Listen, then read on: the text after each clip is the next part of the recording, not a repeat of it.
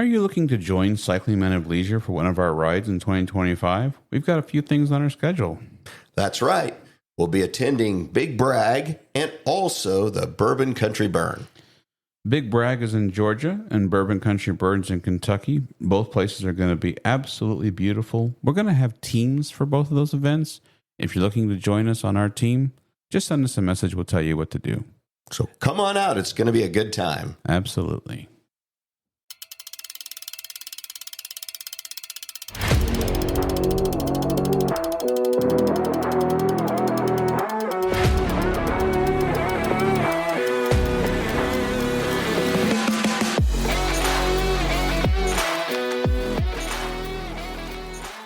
Well, it's time for Road Adventures with Cycling Men of Leisure, the podcast for cyclists who understand that riding is not just about getting to the destination, but the experience along the way. Now, here are the original Cycling Men of Leisure, Adam and Michael. Welcome to Road Adventures of Cycling Men of Leisure. As usual, I am Adam, and I am happy to be joined with my good friend, Mr. Michael Sharp. Hello, Adam. How you doing? I'm a little bummed, man. I'm just kind of bummed. What? But it's the holiday festive season. See, I wore my Merry Christmas, you filthy animal sweater, the hat. I mean, I am spreading holiday joy. And you're bummed. What? I think I should be more clear. I knew that you and I were going to record, and then I was getting all kinds of notes ready.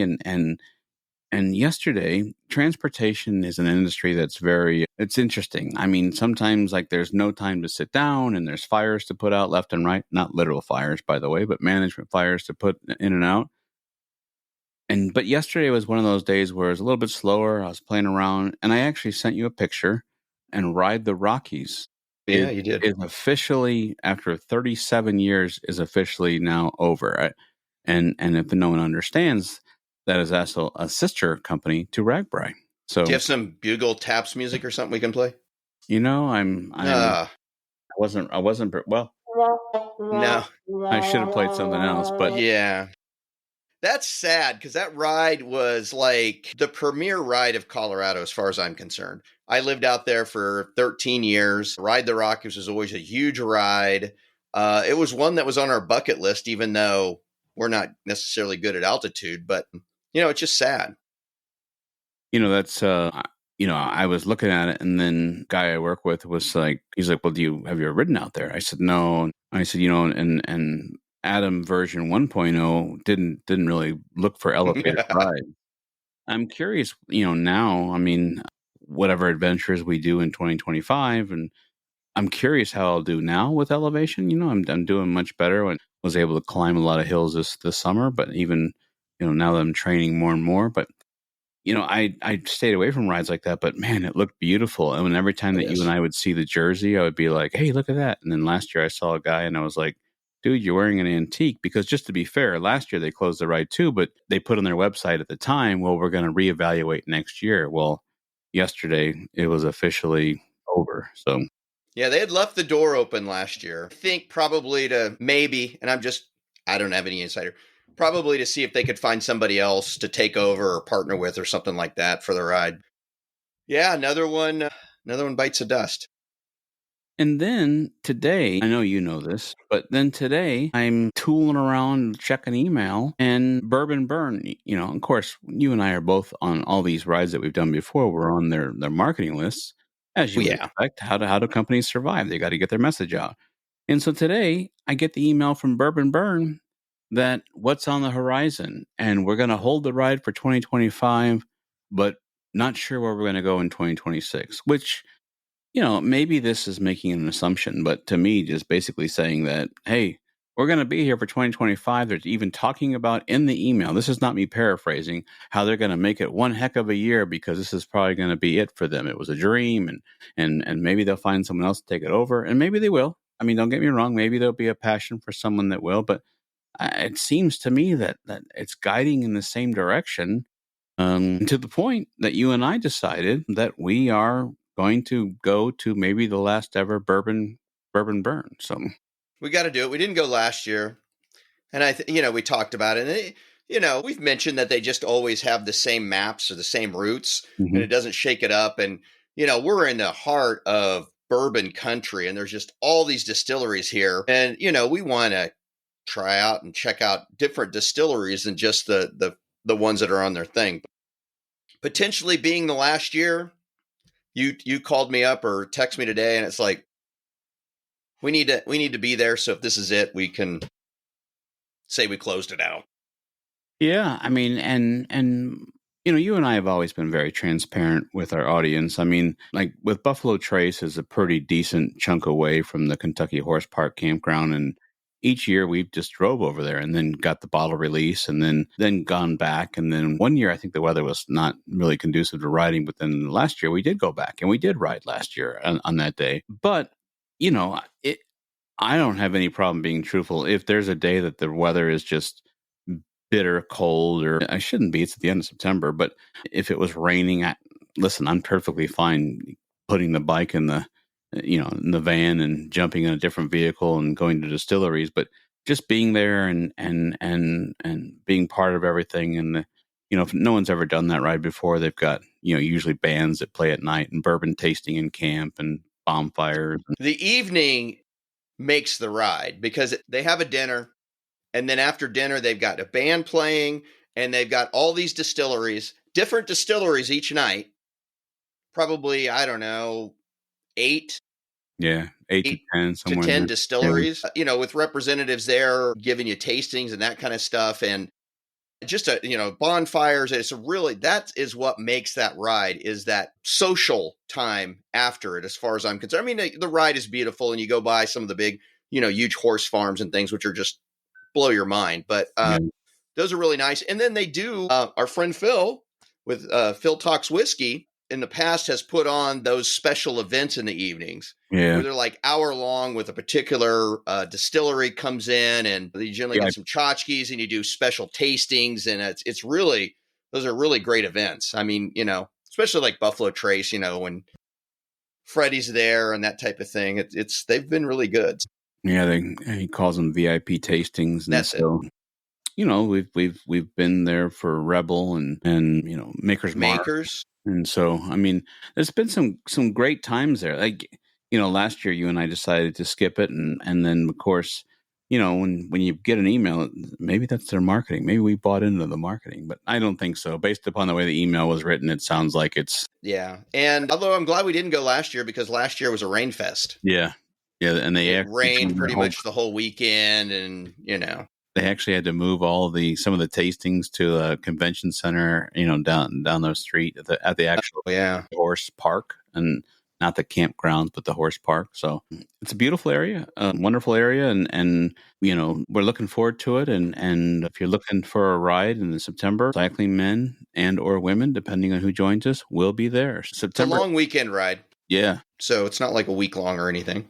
If you've never done it before, just so you know, it's basically you're camping at one location. I know that seems to be a really big perk for a lot of people. They don't have to get up and pack their stuff to stress. So wherever you lay your head at night is where you lay your head for the entire weekend, or however long you want to stay. You only set up camp once, and then through the registration, some dinners are included. You're on your own for breakfast and lunch, if I remember correctly, but dinner 2 nights is included.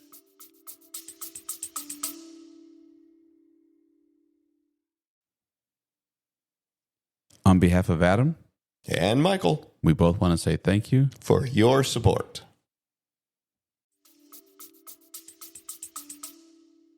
We'll have to make a point to go down to, what was it, the Broke Spoke? Yeah.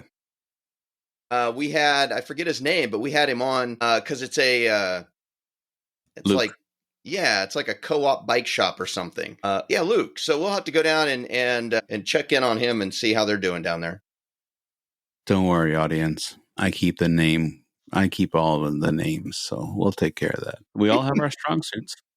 Trust me. If you can see me spell behind the scenes, thank God Michael's here. That and AI. So mostly AI.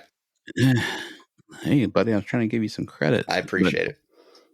But that also leads me to another conversation, which is transitioning. You and I were looking for a second week-long ride. We usually, our careers and our family life usually allows you and I both to do 2-week-long rides, possibly throw in a weekend. Last year, we Mhm. just were able to do the 2-week-longs. And then this year, we've got a couple things planned, some non-cycling, which I'm excited about. Oh, yeah. And then, but usually we try. And so you and I spent a considerable amount of time. We were doing some show prep, and then we were looking for a second ride. And that's the other part that's got me bummed out. I mean, we were going state by state by state. And all these states that had these state rides, we would go click. Either the website would be defunct, or there would be like a, hey, we're sorry, we're closed, or after so years, we decided to close it, or whatever. And it just leads me to the conversation you and I have had, the conversation you and I have had with executive director from Bragg Franklin, conversations we've had with multiple people about how these week-long cycling, week-long or weekend-long or extended week-long, they're just going away. And Mm-hmm. I think that's where I'm kind of bummed. Holiday-wise, I'm excited. I got family coming to town. My project in the basement's coming together, and I mean that's all good. I'm just what you and I do, and what you and I look forward to in this recording this show, and educating some about cycling, and sharing and learning from other people. It's just bumming me out that they're all, not all of them. All is a big word, but a lot of them are closing shop. Well, let me give you something that hopefully will lighten your spirit. Okay. Cycling right now is like bourbons and whiskeys of the 80s. How about that? So you're In the saying like when 70s. Blanton's brought back the bourbon? Yeah, I mean, basically late 70s through the 80s, actually sometimes into the 90s, somewhere into the 90s. Bourbons and whiskeys were out of favor. Everybody wanted the clear things. We've joked about Zima. They wanted vodkas. They wanted things like that. And bourbon fell and whiskey fell out of favor. And that's where they got into like doing all the decorative decanters and stuff, trying to get people to buy it. And now look, I mean, that industry is just blowing the roof off of things. So it's cyclical like everything else. So, it's one of those things. It'll come back after a time.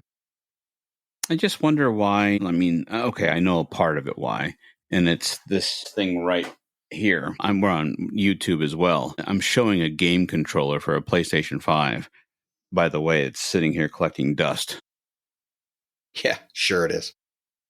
Trust me, it is. But I just think that people are just doing different things. I mean, when I was a kid, we lived out in the country and we'd ride our bikes and we'd ride. We'd ride 8-9 miles as a young boy in the town. That was your freedom. Yeah. Up on that bike, you could go anywhere. Well, not anywhere, but what seemed like anywhere to you as a kid. It was awesome. Yeah. And I'm not insulting anybody, but it seems to me that every time that you and I sign up for a ride, we are like some of the youngest people there. I mean, it just seems like younger generation. Now, we're not spring chickens, and no offense to you. I'm almost 50. But it just seems like you and I are bringing up the lower age group. Mm-hmm. We've done, without being offensive, we've done some rides in Michigan where I'm like, oh yeah, we were definitely in the youngest, some of the youngest people there. Yeah, I mean, we were at the very low point of the age because it went up considerably. Yeah, we were like, oh my gosh, everyone's going to be in bed by 6. So, and they were. And they almost were. The problem with it is, and this is my philosophy, or my thinking is, a lot of these bike things haven't changed. They haven't changed from, they've been doing it for 40 years. Well, we've been in this for 40 years. Why change it if it isn't broke? The point is that people's concepts of cycling has changed. Let's use Franklin Johnson down in Georgia. He turns his rides into basically mini music festivals. Every night he's got a band or a group playing. So you go to one, you've got stuff to do in the evenings and that type of thing. And you and I have been on rides where you provide your own entertainment. And guess what? We're dumping you in a small town of, 1,000 people. We're giving you nothing to do. I mean, there's only so much, chit chat you can do with people. Now, fortunately, we bring a bottle and some cigars and things like that. But, a lot of rides haven't kind of changed and haven't developed new things and new concepts and say, hey, you know what, we're going to do this, we're going to do that. A prime example is some of the charter services that we have used in the past. They have been doing the same type of charter service that they've done for the last 20, 25 years, literally. They haven't changed their model or anything. As we know, a lot has changed in the last 20, 25 years. Using the You same know, code. they don't have adequate charging stations. They don't have a lot of this other stuff. But you see people like Padres, people like, what's the other big one? And Bransel. what's that? Bransel. Bransel. You see a lot of those type of people who every year are changing it up, are adding new things, are bringing stuff in. They're keeping up with it. They're not just saying, this is our model, this is what we're going to follow. They're like constantly evolving every year to keep in pace. And I think that's a lot of these rides have done that. Now, ridership is down, obviously, and less younger people are getting into it, but just my opinion. I don't think you're wrong. I mean, I think you're spot on. I mean, when I ran my photography business, I mean, if for a while we had the perfect model, and we were banging up. I would had 6 weddings a weekend with my teams, but we were doing the same thing. And I'm not afraid to sit here and not only on video but voice admit that I made a business mistake. I was not changing with the times with the photography. We were doing the same thing for a while, and it was working. We were doing wedding shows, and boom, boom, boom, boom, and life was great. I mean, and then we stopped getting some gigs. I'm like, what am I doing? What am I doing? And I wasn't changing what we were doing. The market was changing. People's wants, wishes. Right here. Yeah. This helped do it in too. Oh yeah, that killed me. I'm right there with you. I mean, I think as we mentioned before, I was also a wedding photographer back in the day. And you just moved into that thing where you were definitely needed. And then all of a sudden you wake up one morning and more people are carting around their cell phone, which has a camera on it. And then I noticed I was merely becoming a person posing people so that the family could take pictures on their cell phones. I've told that story to you 100 times where, I mean, in the prime, when I was probably doing 75 to 100 weddings a year, I think 100 might be pushing it. I'll go 75. 75 was probably one of my biggest years. I'll never forget. I would line every brides and grooms up, and then I would go to every bridesmaid, and I would have their flowers, and I would make sure all the flowers were shaped right, all the men's boutonnieres, and put your hand in your right pocket, and blah blah blah blah blah. And everyone, nope, let's look all, nope, chin up here, look up here, everything. I got okay, all right, guys, and I'm trying to stay positive, and by the time I do that, then some family members takes a picture of the cell phone. They put it on Instagram with a filter. My pictures come out 2, 3, 4 weeks later, depending on what the agreed upon contract was, depending on what the client wanted. By the time they saw my pictures, I was old news. And so going back to cycling, I think you're absolutely right. I think that some of the charters who are like, oh no, we use tote A and we put that in there, and we have this and we do that, and the riders come in and they get their packets. And if you're not changing, you're going to die. And so, not literally, I hope, but so yeah, I think that goes along with it. And then when you start looking at these cycling events, I also think about job industries, and people during COVID had to make a lot of changes. And if you have to start over, it's not a secret that everyone always jokes around. Steve, who's from Bragg, who always teases you and I, like, how do you travel so much? Don't you? I want your guys' jobs. And he works for REI, and he's a great man, and we think the world of him. He's a super straggler, part of Team Super Straggler. He always says that. Well, you and I both have jobs where we're lucky, where we can remote work and we can do that kind of stuff. But if you start over in a career and you only get a couple weeks of vacation, I still think that there's like, hey, honey, I'm going to go off cycling for a week. The heck you are. So, Absolutely. So I think there's something to do with that, but just kind of a bummer. But then it makes you wonder, like Franklin, like you mentioned, and then like RAGBRAI, obviously. I think RAGBRAI's got a few things. It's got concerts at night. It's got, it's just got the notoriety. Yeah. It was the first. It's the biggest, and it draws in a lot of people who aren't normal cyclists too. I mean, they get a large percentage of people who I cycle once a year, and that's at RAGBRAI type thing. But look what happened on the 50th anniversary. I mean, I think what happened was, hey, are you going to the 50th? And it started out as this massive thing, and no one realized it was going to be 100 degrees. And Matt Phippen decided to make it 500 miles, literally, for the week long ride. We're not holding it against you, Matt, by the way. No, I mean 5,500. I mean, I finally got my 50th anniversary book. I got it this week, actually. Oh, good. fancy picture book with all kinds of history and stuff. And they apologized. They sent out all kinds of letters to people saying, we're sorry that, this is not how Ragbri normally does things. And the publisher fell through. And so, hey, listen, things happen. I got it now. So, but yeah, I mean, there's that, but you're right. You and I have been on rides where, okay, it's a 62-mile day. There's not a lot on the road to see. And so we get into town and we think we're going to explore the town, and there's one stoplight and 1,000 people and one burger shop. And then we're like, okay. And so. Well, Charlevoix, we mentioned it, I think, last episode, Charlevoix in Michigan. Yeah. Beautiful town, right on the lake. Mm-hmm. Wonderful. They got a strip with like bars and restaurants right there to the water. We stayed there on our ride in Michigan, and we were 6 miles out of town at a school.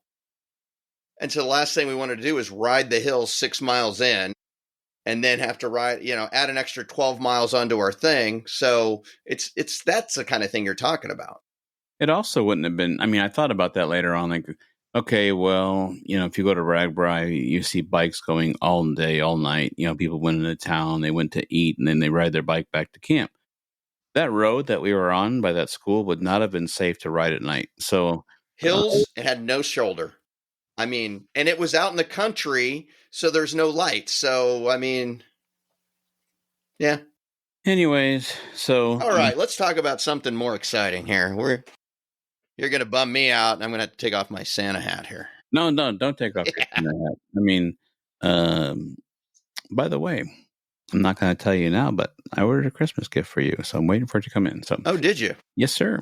Yes, sir. I think you are really going to love it. So. Well, I hope that Jeep Gladiator is in blue, like a dark blue. And I wanted the one with the sunroof, so I hope you remembered that. It's about 2 inches long and come off on it. It's a Matchbox car, but buddy, you do you. It has a little thing that says if I'm upside down, flip me over. So yeah, absolutely.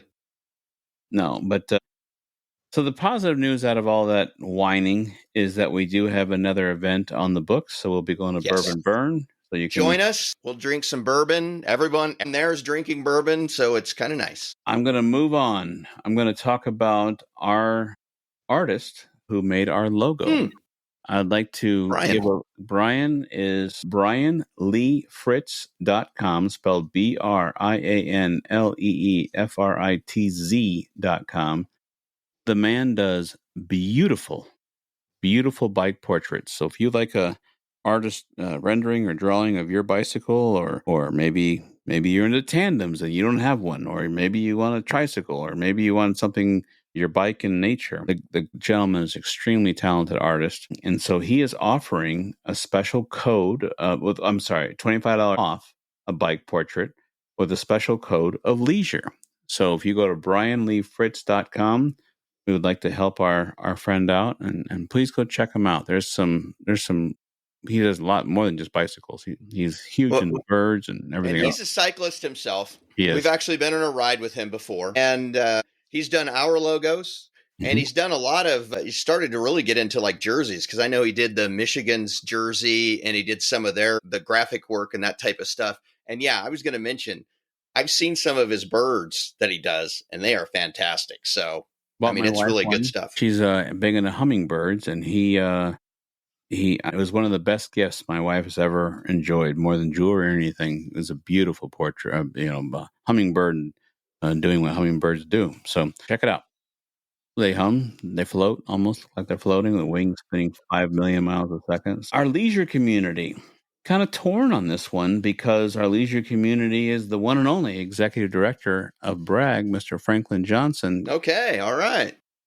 He, first of all, made a generous contribution, and we'd like to thank you. We'd like to formally thank you, sir. That was very, very unexpected, very surprised. I had to look 3 times, so thank you so much. It really helps out a lot on behalf of Michael and myself, and Michael can speak for himself, but just want to say thank you so much, sir.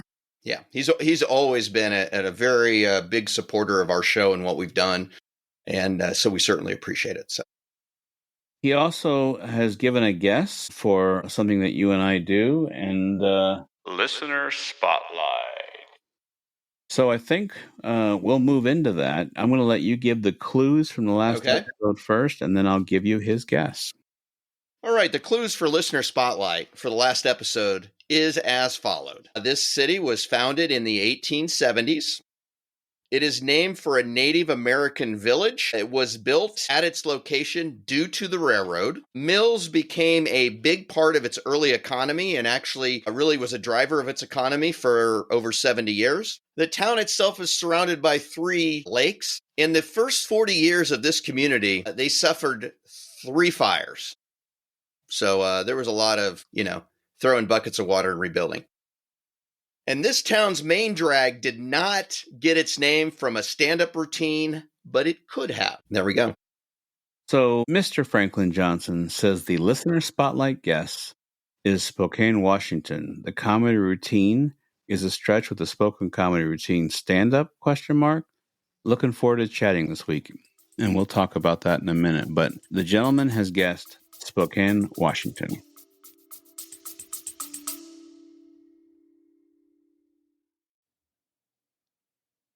Hey, Adam, I need a Coke. Sounds good. We'll be back after a quick break.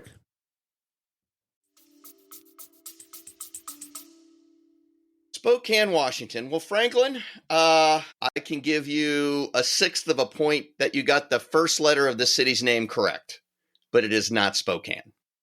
Well, it does start with an S. That's something. You know what we need? We need that soundbite that says, "Go get your shine box. You lose. You get nothing." Like mix it up from Charlie and the Chocolate Factory. That's right. Okay, that's my homework. You've given me 3. We've given me a trumpet for taps. Taps. And then I'm writing these down. Taps. And then go get your shine box. And then you lose. You get nothing. You lose. Franklin, appreciate you writing in though, but we appreciate it. It was a good guess. Do you want to know what it is? I do. Our listener spotlight community is Seneca, South Carolina. Wow. What part? I'm forgive me, but what part of South Carolina is that? Besides you saying Seneca, it's in the Seneca, South Carolina part. I know you're going to say that. Go ahead. Let's hear. Use Google Maps for God's sakes. Okay. Founded in the 1870s, it was named for a Native American village and also a nearby river. It was originally named Seneca, Seneca, E-S-S, Seneca, and then later it was just shortened to Seneca. It was built at its current location because there was a crossing railroad tracks there.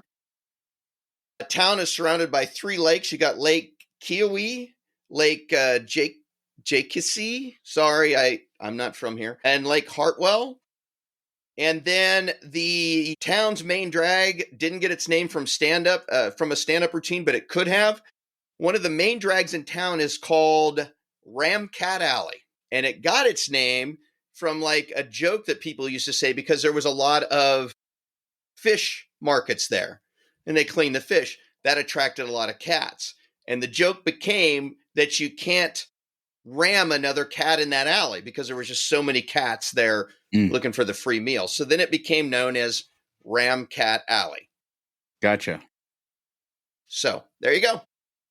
Well, that's pretty cool. By the way, I want you to know that. Sorry, you said cat. We thank our listeners from Seneca, South Carolina. Absolutely, thank you all listeners, but especially Seneca, South Carolina, which, by the way, is in the northwestern part of South Carolina, by the Georgia borderline on the northeastern part of Georgia, right there. So thank you so very much. And you're right, I went to the old Google here. So we've ridden actually pretty close to that. We have. Yeah. We have. I mentioned when Mr. Franklin Johnson said, looking forward to chatting this week. Mm-hmm. So last year, a lot of our audience will remember that we were trusted with a very well-kept secret, the 2024 Big Brag route. There's a ceremony and everything to swear us to secrecy and, there's a whole it gets crazy, but I almost couldn't get off my knee. I put one knee down. I was bowing and But we're sworn to secrecy again this year, aren't we? We sure are. So in 2024, you and I heard from multiple people who said, love the show, signed up because we listened to your show. And so it was wonderful that he trusted us with the route before. Yes, it is. And the reason why we record before is because he releases his video at the strike of midnight, New Year's Eve midnight. And then he has agreed upon, he being the executive director of Bragg, that we can release our show at noon on the 1st.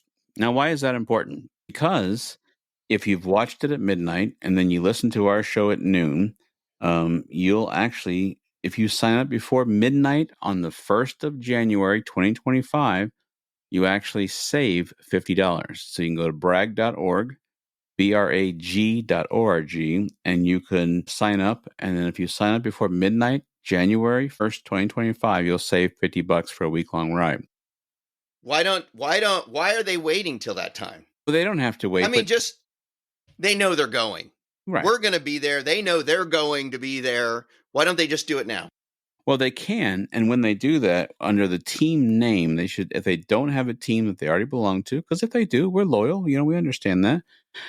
Unless you want to switch, of course. But if you're looking to join a team, put cycling men or women of leisure, we can now announce that we will have two teams. Once again, we'll have the men of leisure and the women of leisure. And you and I are working on something very special for that, actually. We're working on that. It's a slow process, but we're working on a very special event activity, something fun. That's right.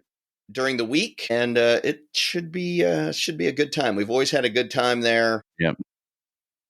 Yeah, looking forward to it. Now, I know we promised that Yes? Now we know Franklin listens. So Franklin, if you could just turn your radio down for say like a minute and a half, 2 minutes, it would be great. Thank you. Continue. A lot of you have reached out to me for any kind of hint, anywhere that I could tell you anything about the route. And I'm going to break the rules a little bit. I'm going to tell you. Don't listen, Franklin. Where is it? It's going to Georgia. We will be riding in Georgia. That's right. That's right. So, ladies and gentlemen, check us out on the 1st of January at noon Eastern time, which bonus, sir, 11 Central your time. That's right.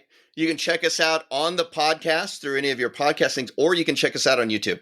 That's right. You can watch us or listen to us. And I got to say, yes, Franklin really got into the spirit of it. Yeah, I don't want to give away too much, but yeah, he sure did. That's all we'll say. Yeah. Franklin really got into the spirit of the show on this one. So you'll definitely want to listen because it was a lot of fun. A lot of good information. Mm-hmm. I can say that if you are considering going, or maybe like our friend Tripp, who wrote me behind the scenes, Tripp has signed up for Bragg. And he suggested that we do a contest, and we'll get into that in a second. And Tripp, thank you so much for the recommendation. Tripp's already signed up. Thank you, Tripp. He's been on the team a couple of years now. Yeah.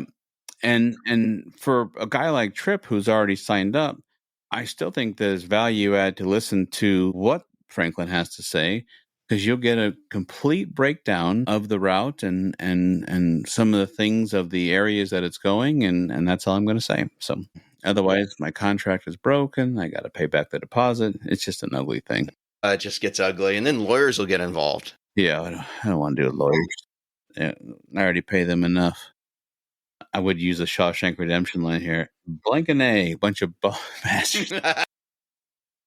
But so anyways, good show coming out on the 1st. Excited about it. And so just to be clear, midnight, New Year's Eve, on the Bragg YouTube page, you can find the video that they usually put together, which tells you the route release video.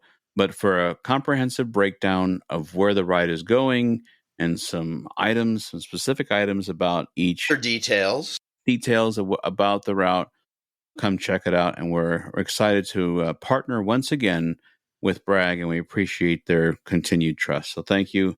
And looking forward to it. And so we are signed up ourselves, just to be clear.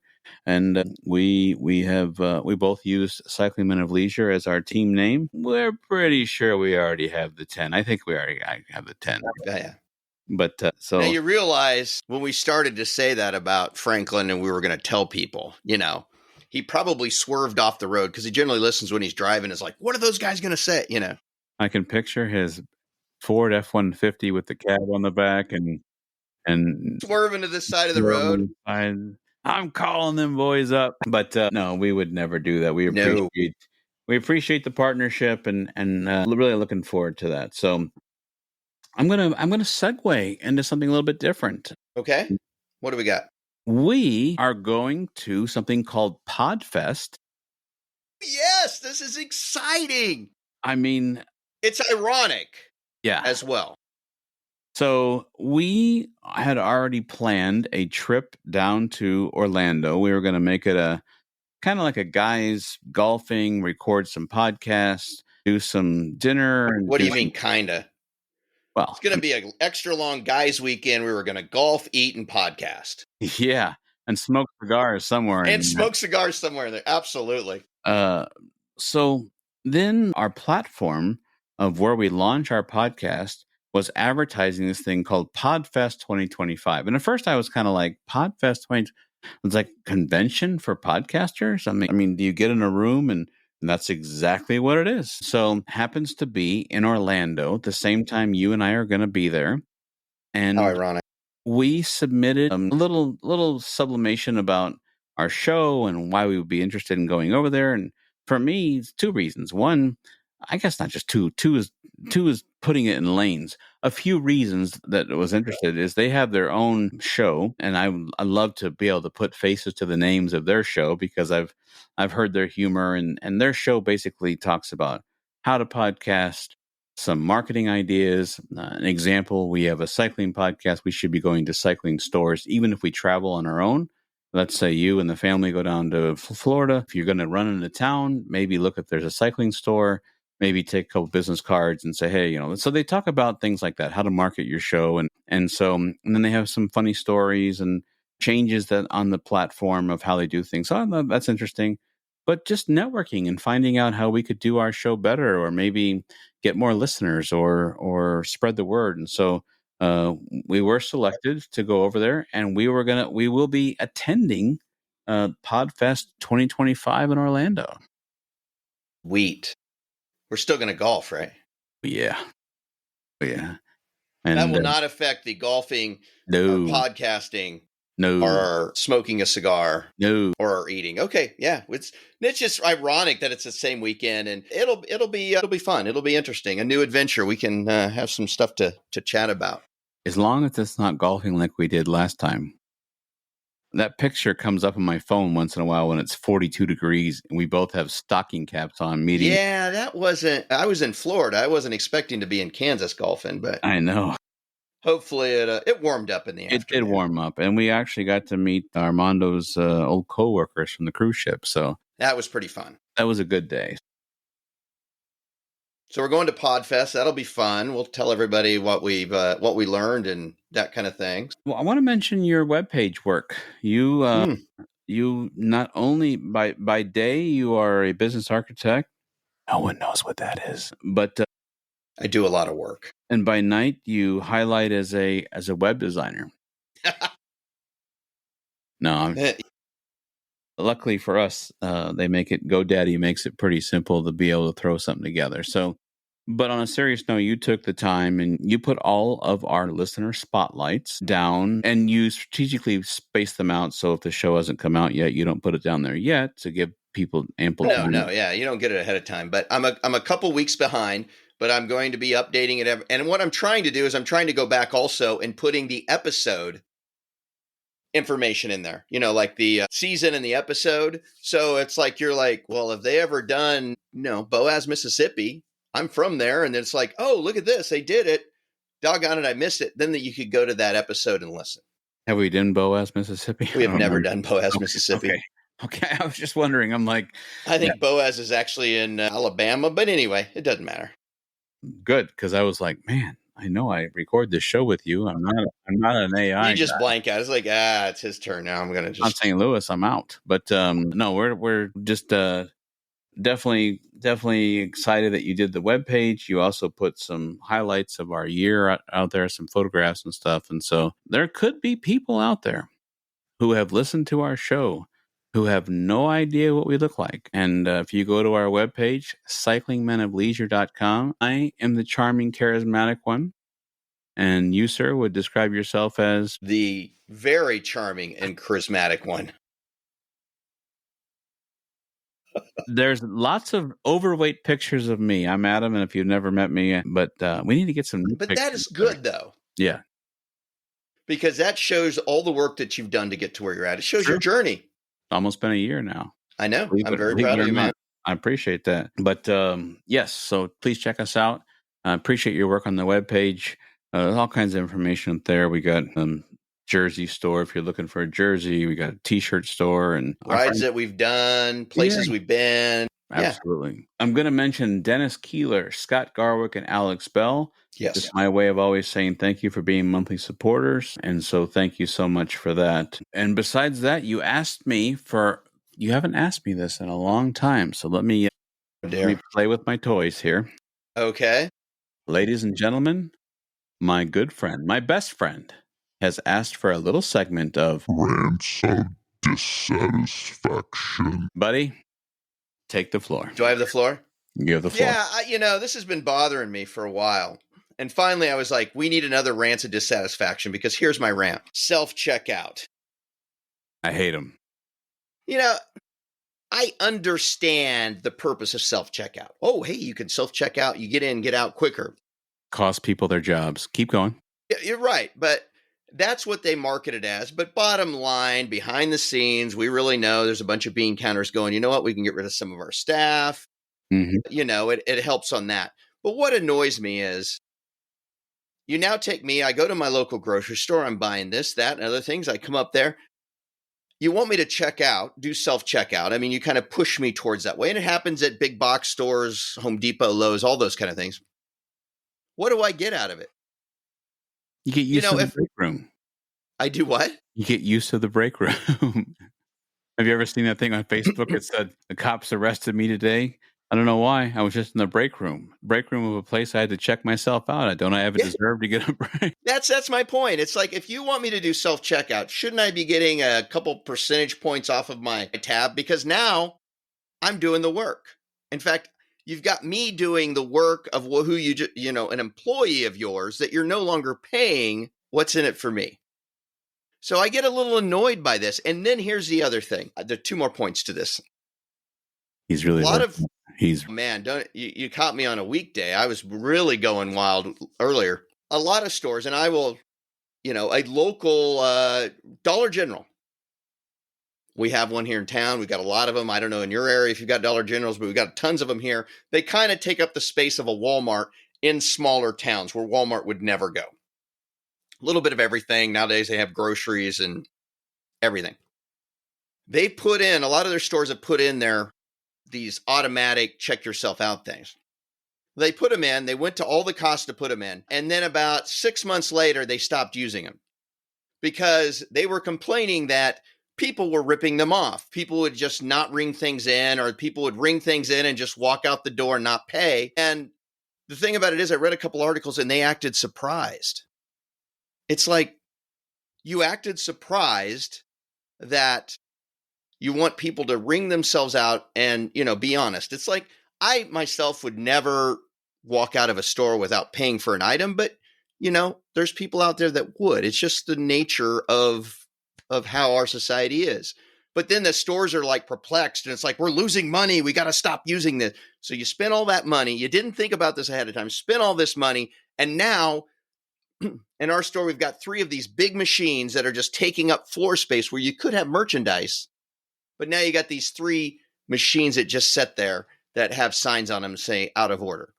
So it's just kind of annoying. The final point I'll make, I have not been trained in grocery store checkout at all. Not in my resume, not even when I was a kid. Why are you laughing at me? You never worked at a grocery store? I never worked at a grocery. When I was a kid, I had the greatest jobs. We'll talk about it later, but I had awesome jobs when I was a kid. Never worked in a grocery store or fast food. I don't know anything about this. Okay, I'm just sitting there at the grocery store doing it. Produce. I've got a onion. I don't, it's yellowish, it's whitish, it's Valdea, it's, is this a Spanish onion? Is this a Peruvian onion? Is this, or a potato, is it a Yukon Gold? Is it this? Is it that? An apple, it's like, is that Fiji apple or, whatever? It's the cheapest one on the list is what it is. But they don't give me the price list. They're like, you got to go into a little thing and search. And like, there's a whole page of like onions and a whole page of apples. It's like, it's a red apple. I don't know what is what. I didn't pay any attention. I just went. It's like, okay, that produce looks good. It looks fresh. I'll take that. So now I don't know. So now I have to push the little button. And then it's like, please wait. Assistance is coming. So now I've got to wait. And, I can look over at the customer service desk and these guys are chatting. And now I can kind of see him go, I got to go over and help this guy. And he comes over and he's like, yeah, I don't know what kind of apple this is. And then he goes about going, well, all you've got to do, sir, is push right here and look up your item. And then you just select the item. Of course, he's just like flying. And like, you just select the item, just like right here. It's this apple right there. Talking to me like I'm just an idiot that I'm supposed to know what kind of apple or onion this is. So. No, your apple. No. So then, they're talking down to me. Now I feel like an idiot. And it's like, excuse me, I've never been trained in grocery store anything. I've not been trained in produce. So don't sit there and talk down to me that you've made me check out my own groceries and I don't know what a piece of produce is. Why don't you guys stick a little label in every single one of those so I can just scan it? Now, a lot of them at my stores do have a little label on them. Like, to this day, because of my grocery store career, which was very short-lived, banana is 4011 for the PLU. So you had to go to the computer, type 4011. To this day, I know that. So it's just, they've never changed it, right? And so every now and then, the girl will come over and say, you need help with that? I said, no, that's 4011. It's like I'm God's gift to like the scanner. But a lot of them, like, you're right.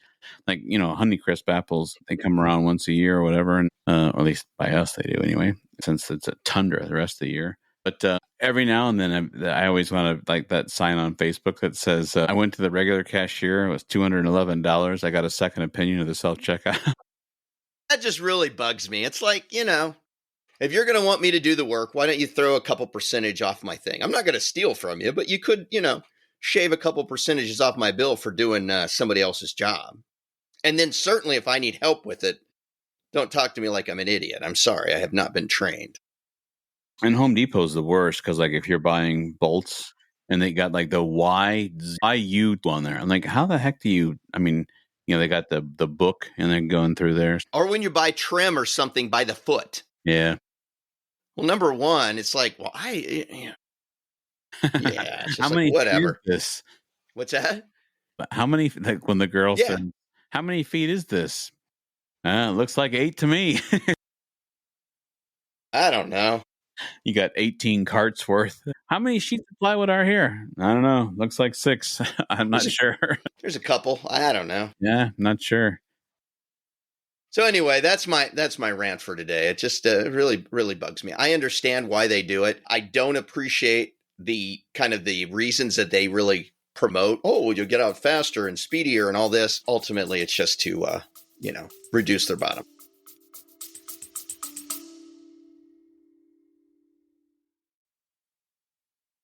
Hey, Michael, I need a coffee.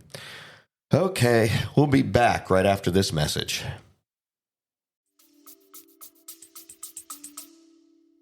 Okay, well, believe it or not, this time I do not have any Rants of dissatisfaction. But I'm glad that I was able to give you the floor to allow you to have rants of dissatisfaction. So you're happy with the world, huh? I wouldn't say I'm happy with the world.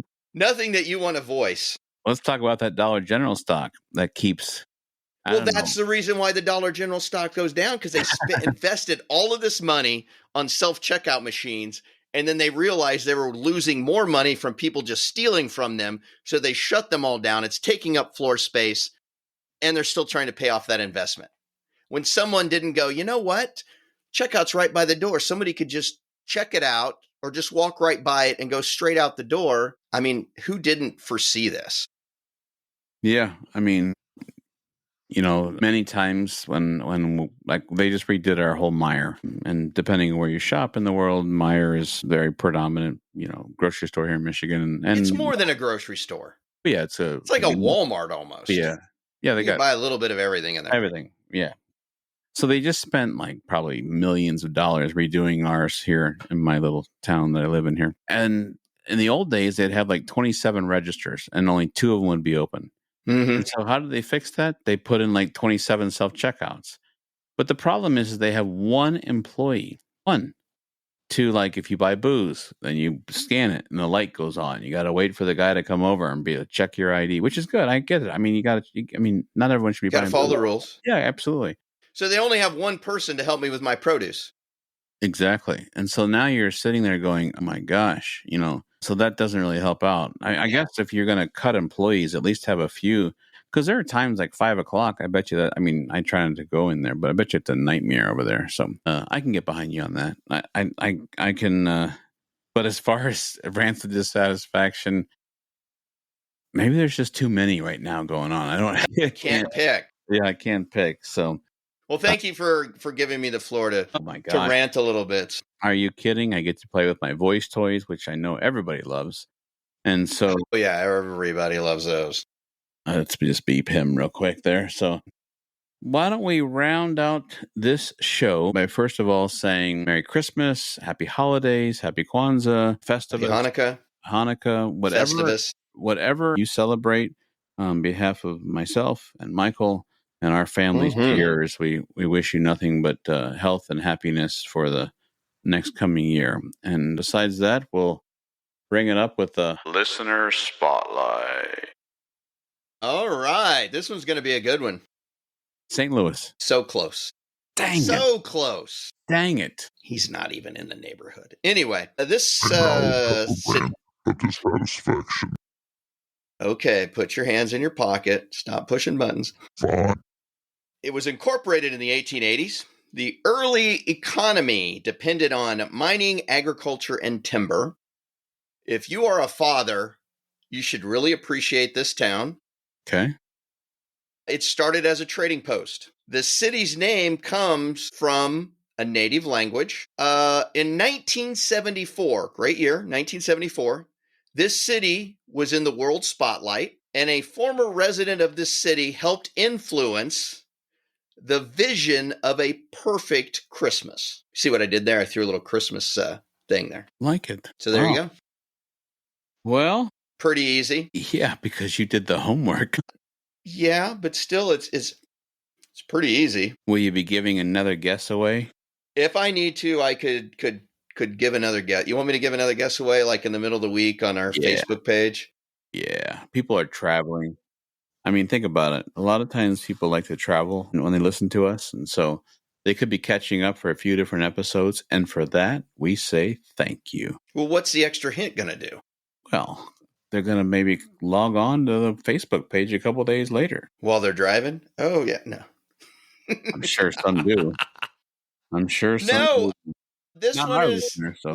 once you hear what this one is, if nobody guesses it, you'll be like, man, but it's not saying. Here's your hint. It's not St. Louis. Fair enough. What do we got coming up in 2025? We're working on lots of great stuff. A lot of good stuff. We're working on an interview with Bike Virginia. Bike Virginia, we reached out to them. They had a week-long ride. They're looking at maybe doing a couple weekend rides. And that would be the state, not my ex-girlfriend. Yes, sir. I used to actually date a girl named Virginia, so I'm just clarifying.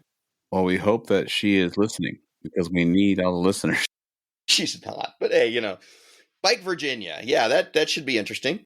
So we got a gentleman we've been communicating with back and forth. We're looking at having Padres cycling on. They do camping and rides and events. And so we're looking at having like a charter service. And so we're looking at having Padres in, they call themselves. We've ran into them all over the place. So we're looking at having those guys on. We're working on that. You mentioned him earlier, Phil Collin, not to be confused with Phil Collins, but Phil Collin from Phil Talks Whiskey. We're going to have him on after the year. And so we've got a couple of great stuff for the show. You and I are getting in person together in person. Yeah, we're looking forward to that. First one is January 16th through the 20th. We will be in Orlando. So we purposely made reservations for some meals over there at Disney. We are staying on the Disney property. Michael and I are both timeshare owners there. And so we booked some dinners over there. We purposely made higher numbers than we currently have. And so we're hoping that if someone wants to join us for dinner, if they're close by and they want to come out, please, we'd love to have you out and we'd love to visit with you over there. If not, we'll sit around and have a bourbon for you. That's right. We'll think about you. But so if you're interested in doing that, please check us out. We're actually going to be doing some show recording over there. So who knows? Maybe you might actually get to be on the show in person. So we'd love to have you as a guest. So and we're going to Podfest. Going to Podfest. And I don't know if you're supposed to say like, dude, we're going to Podfest. Yeah. What is it? We're all going to sit around and pod. Yeah.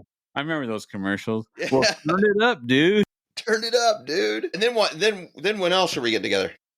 Your work conference. I'm flying down for that. Can you sit in on the conference for me? So close, buddy. I'll be the guy on the golf course. Yeah. So basically, I've got to go there for work, but in the evenings, we're going to get together and do some eating and some podcasting and that kind of thing. And yes, and if the weather's great, we're going to be dishonest with our wives. Just kidding, wives. But one time I was in Fort Lauderdale during the winter, and it was icy here, and Lauren said, how's the weather? I'm like, it's raining. It wasn't raining. All we're going to do is say, you remember the last time we were golfing in Florida together? Exactly. And just stop it right there. Yeah, right there. We didn't say it's like that. See, we're answering a question indirectly, not answering the question. So it was 42 degrees when we started that day, I think. Thank God your wife had a stocking cap. Yeah, I know. Because I needed to borrow it. Yeah, I think we used them on the way down from Michigan, thinking we were going to Florida that we wouldn't need them. And so you and I packed up the clubs and gloves, and then we were bundling up in between holes. But then it got warmer later on. It did get warmer, but the first 9 was pretty brisk. And then what else we got? Well, believe it or not, I'm coming back out because I've got a conference for work in your great state of Kansas. Well, actually, the conference is in Missouri, but Kansas City. We're close enough. Good enough. Every time you drive over there, I don't freaking know if we're in Kansas or Missouri. Like, it goes back and forth. And I'm like, am I in Kansas or Missouri right now? And you're like, yes. Half the time, I don't even really know where I'm at. I mean, I know where the line is, and it's not like part of it follows the river. That makes it easy, but then part of it doesn't. So then when somebody says, are we in Kansas or Missouri, you really have to start thinking, okay, are we on that side or this? You're just in Kansas City, but that would be cool. And if you've got some free time, I can certainly, hook you up with some good food and hit Riegers and all that kind of stuff. I will definitely be. I'll be calling you for sure. Actually, I'm probably going to tell you beforehand because I got to book a flight. I might need a place to stay. Always welcome. So we got a lot of good stuff, and then when it comes to riding, we got Big Brag, of course, which is going to Georgia, and then we've got Bourbon Burn. We're still looking for that. We have emailed about another week-long ride, and so we'll update as we can.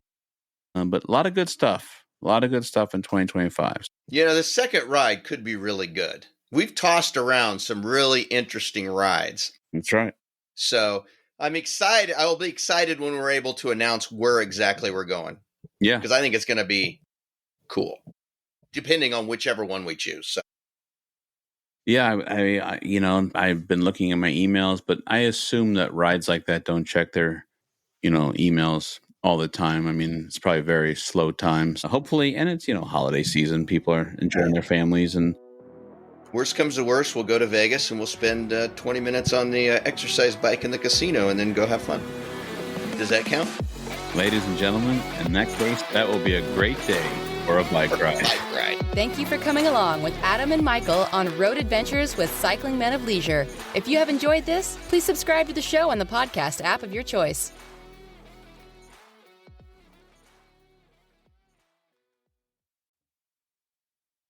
Hey, we just wanted to remind you that we've got some really cool products at our Jersey and our swag store.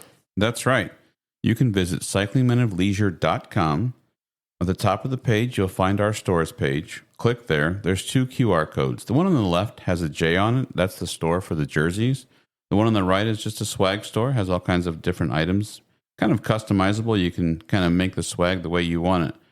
If the QR codes are giving you an issue, don't worry. Underneath, there's 2 buttons that you can click on. Thank you and have a great day.